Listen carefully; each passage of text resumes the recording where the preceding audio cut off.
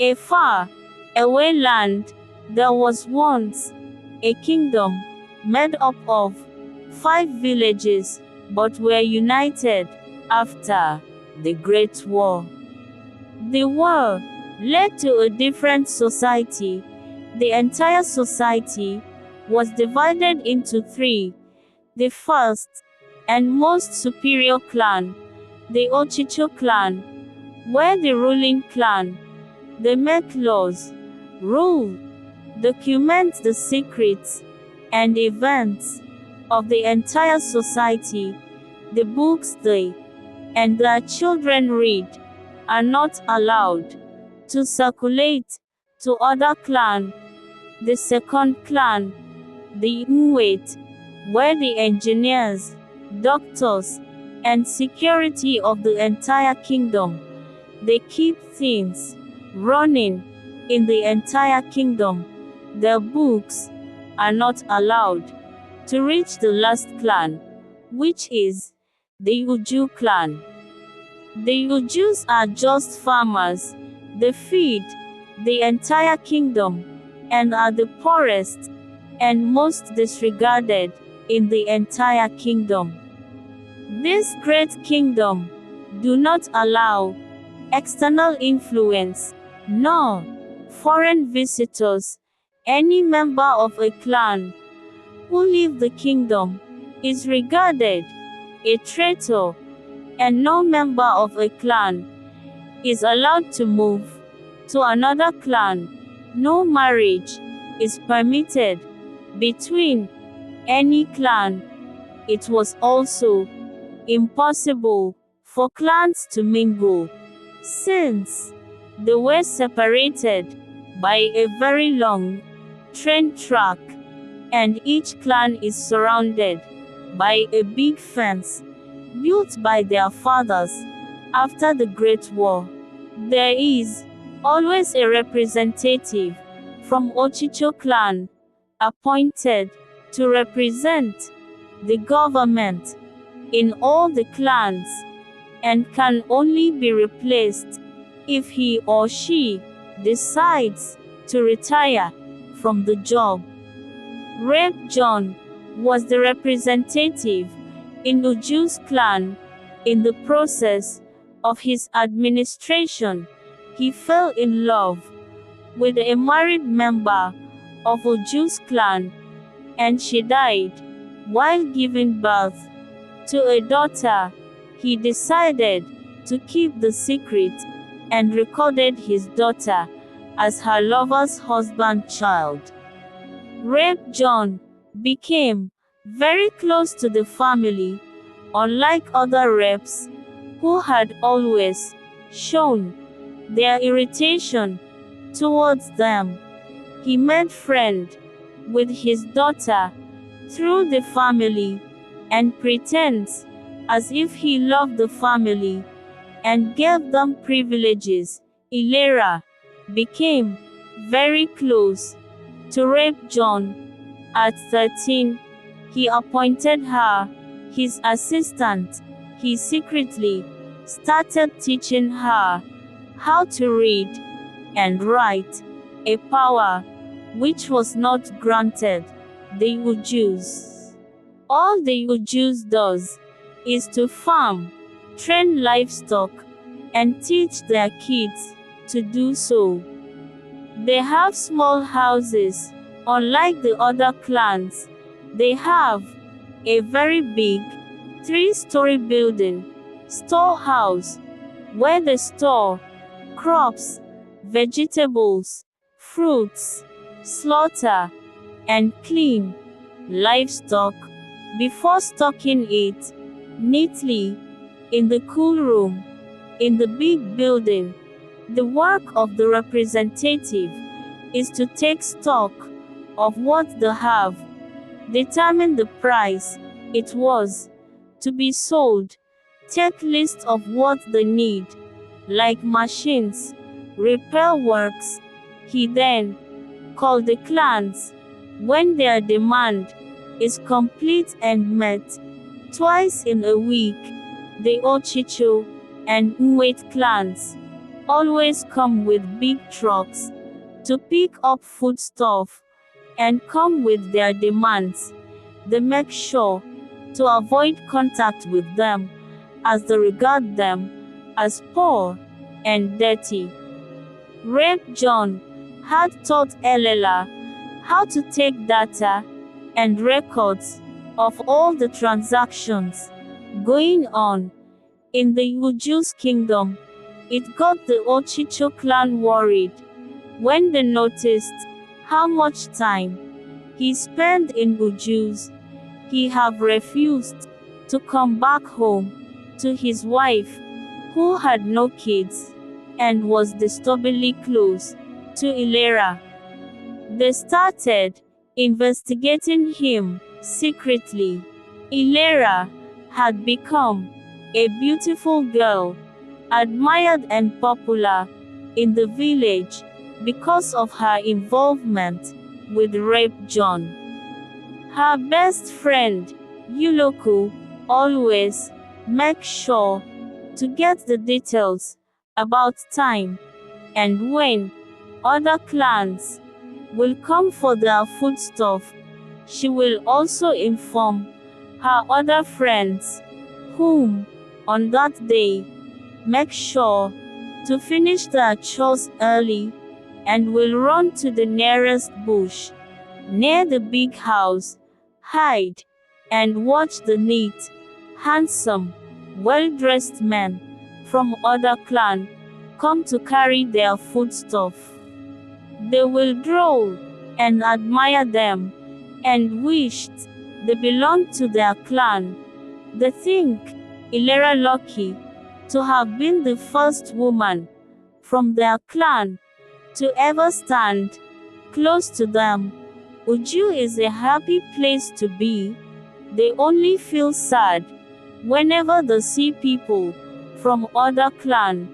Apart from that, they are always happy, working together, taking care of one another, and have so many fun festivals. They are not attached to material things. They are more close with nature.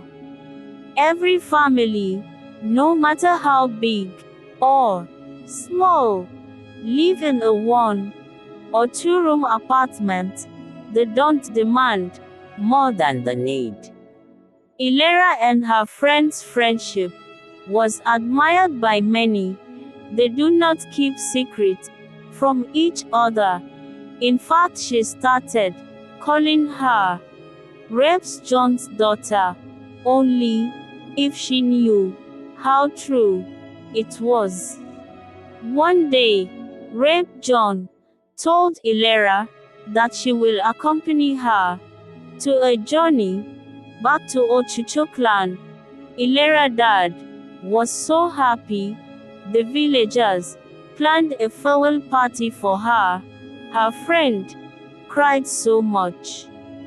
Her traveling gave those who wished to see outside Uju's clan hope that maybe one day things will change. Ilera noticed the worries in Rape John's eyes. He always tells her something he wants to do before he does it, so she was worried at his sudden decision. Immediately, he returned from his travel.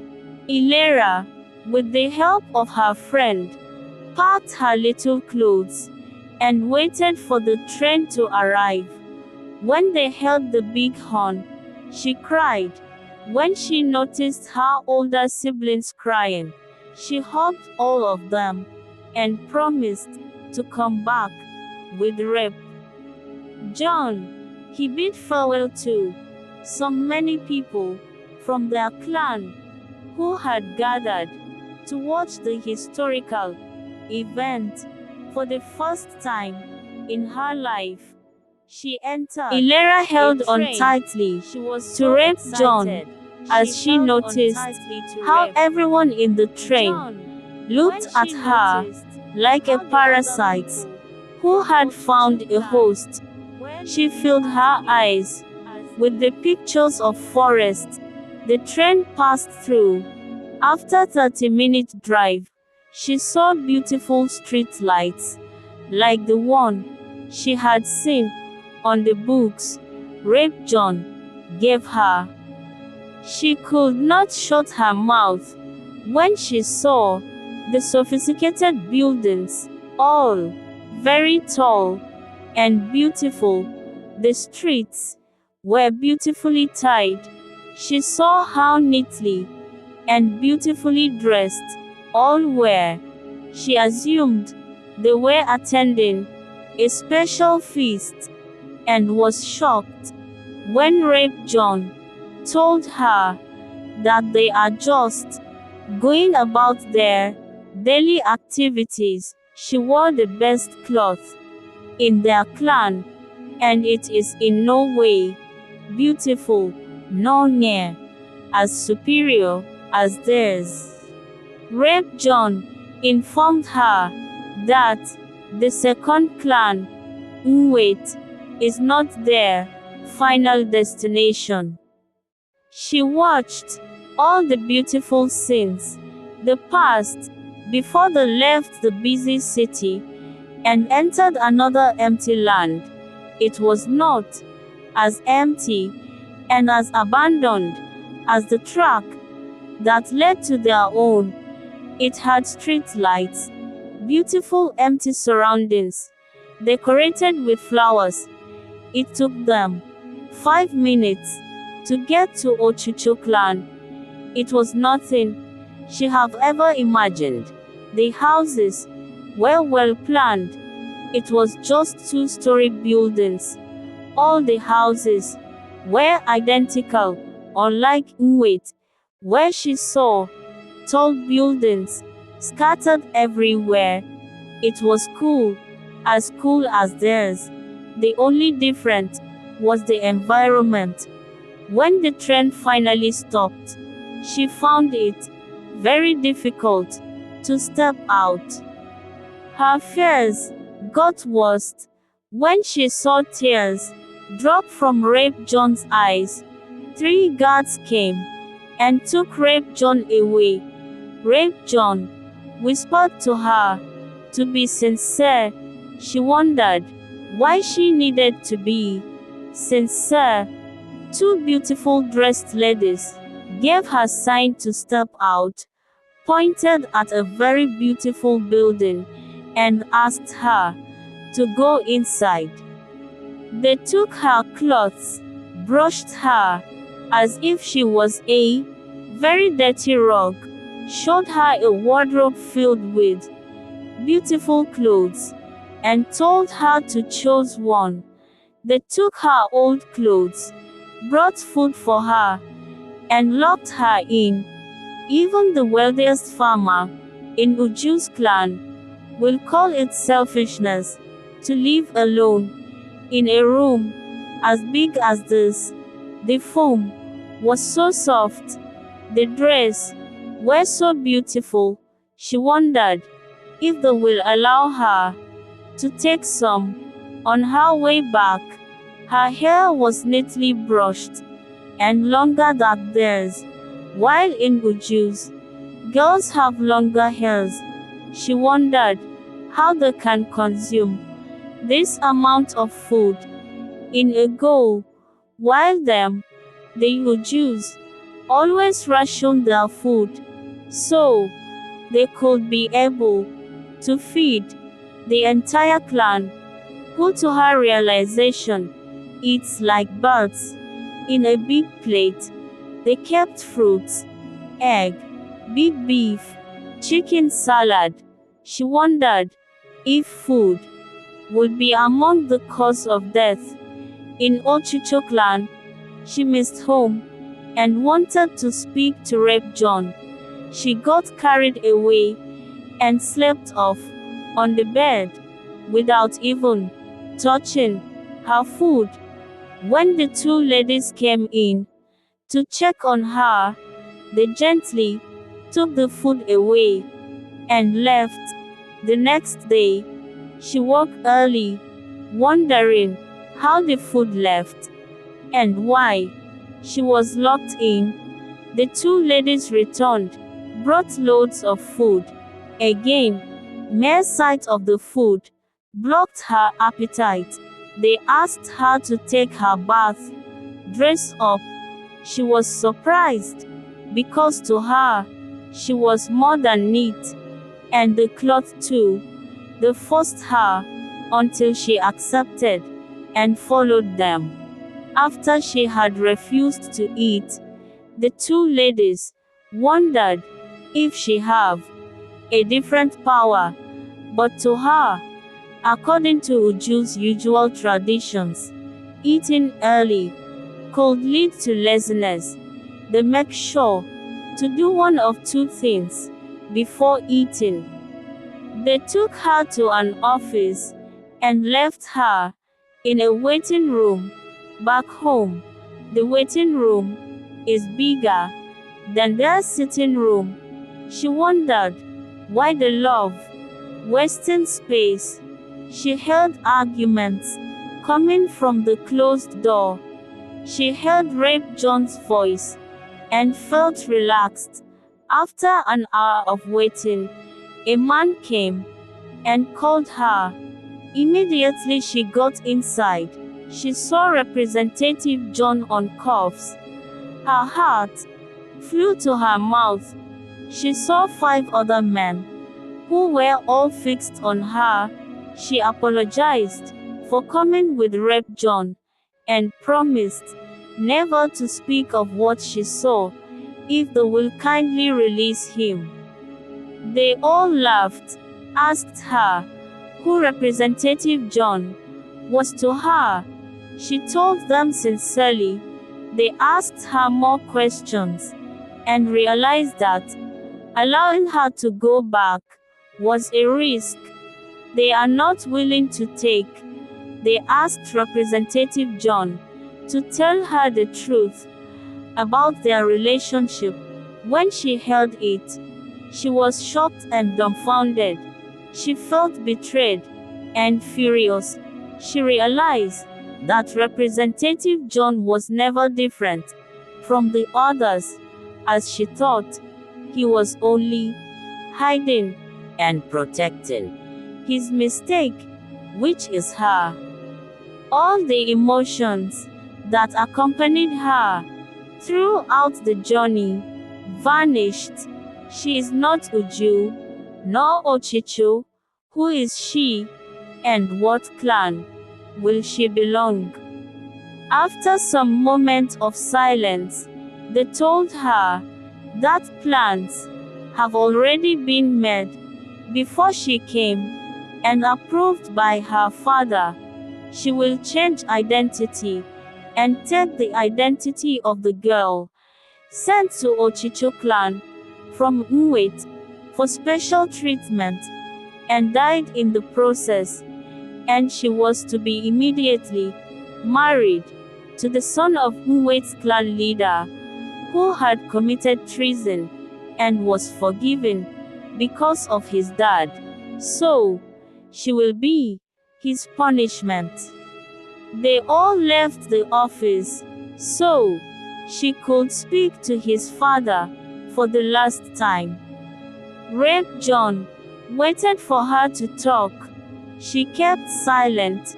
She was wondering how her dad and siblings will take the news, and the fact that she was never going back got her more worried and scared. Rep. John, sensing her fears, told her that a message had been sent to her family, that she had been chosen to work for the kingdom, and the message was accompanied with so many gifts, which will come monthly.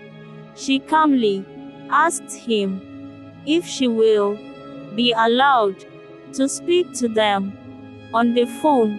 He said it will be arranged whenever the new rep wills it.